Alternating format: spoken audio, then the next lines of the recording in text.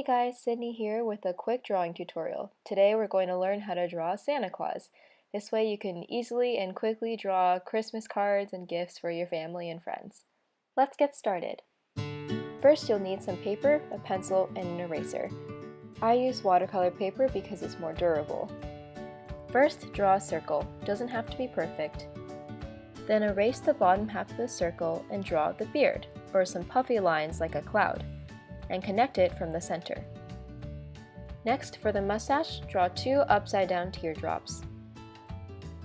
Draw another small cloud and connect it to the head with 2 lines.